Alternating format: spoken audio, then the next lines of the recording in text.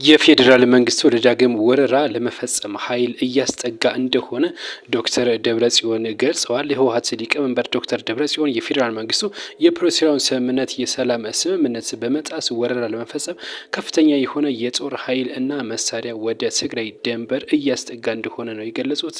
ሊቀመንበሩ አክለውም እንግዲህ 51ኛ ዓመቱን የምስረታ በዓል ወይም የህወሓት 51ኛ ዓመት የምስረታ በዓል የካቲት 11 ቀን ይከበራል። ይህን አስመልክቶ መግለጫ በመግለጫቸውን በርካታ ጉዳዮች ነው ያነሱት ነው የተባለው። በዚህም እንግዲህ የወረራ ስጋትን አንስተዋል። እንደዚሁም ደግሞ ህዝቡ ወይም ደግሞ ማህበረሰቡ ለዚህ እንዲዘጋጅና እንዲመክትም ሲሉ ነው ጥሪ ያቀረቡት። በስጋት ላይ ሆነ ነው ይህንን 51ኛ ዓመት የምናከብረው ሲሉ ነው የገለጹት ነው የተባለው።